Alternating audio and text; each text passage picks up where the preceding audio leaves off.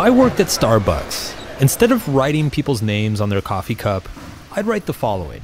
One day, you and everyone you know will die. Yo, what the fuck? Man, he just jumped the fuck, like, straight in. Okay.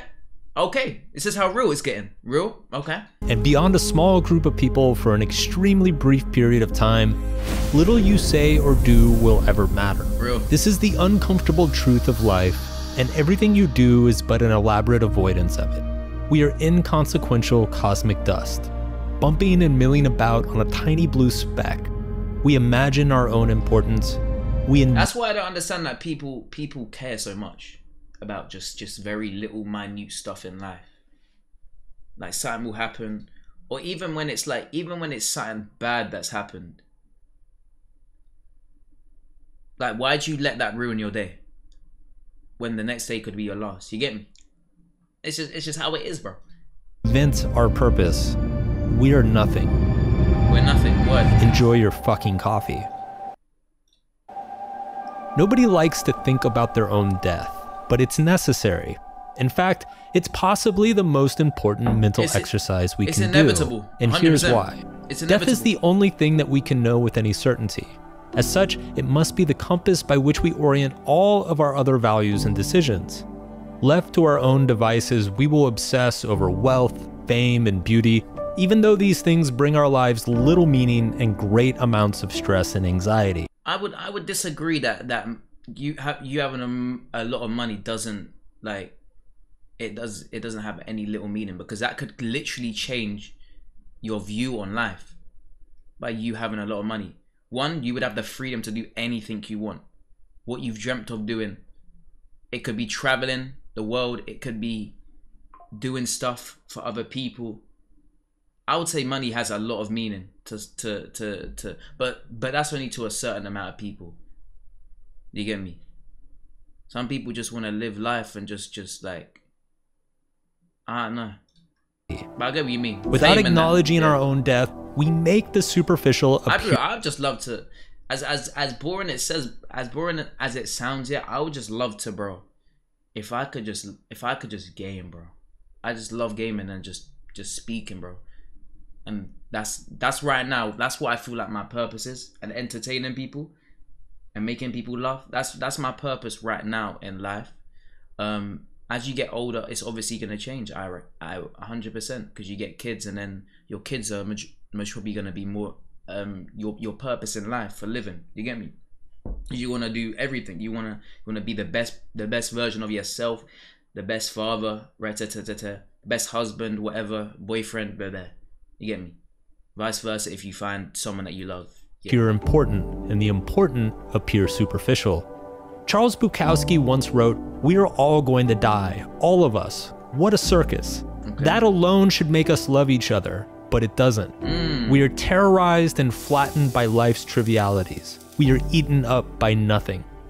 Death reminds us that we must ignore life's trivialities, that we must choose values that stretch well beyond. That's why people that I think people that what's it called, suicide, I understand their circumstances, but I feel like life is just such a precious thing, and for you to really do that and not, I don't know, I know what they've mentioned, we had the hardest life ever, but like, it's such a thing that everyone fears, and it's like everyone cherishes at the same time, because life is beautiful, and then you just go and throw that away when you could have done so much more in your life. It's just it doesn't compute in my brain why you would do that. But beyond ourselves, because this is the timeless rule of happiness. And whether you're listening to Aristotle or Confucius or Harvard psychologist or Jesus Christ or a fucking Disney princess, they more or less all say the same thing: that happiness comes from caring about something greater than yourself. This is the feeling that we go to church for. It's what we fight in wars for. It's what we raise families and save pensions and build bridges and create startups for. This fleeting sense of being part of some great unknowable cosmic form. Ultimately, death forces us to confront the question of legacy. While most people worry incessantly about how to live a great life, the real question is, what will we leave behind? Because you are great already. That's real. Whether you realize it or not. Whether anybody else realizes it or not. And it's not because you launched an iPhone app, or you finished school a year early, or you bought yourself that sweet-ass boat. No one will ever... These things do not define greatness. You are already great because in the face of endless confusion and certain death, you continue to choose what to give a fuck about and what not to.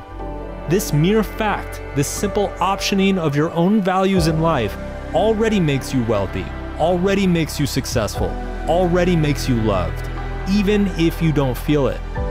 You too are going to die, and that is because you were fortunate enough to have lived. And while microscopic in scope, your existence will echo across the universe, reverberating in the tiniest and faintest ways, leaving your indelible mark in its wake. You don't have to be massive to have meaning. You don't have to be remembered to have created value.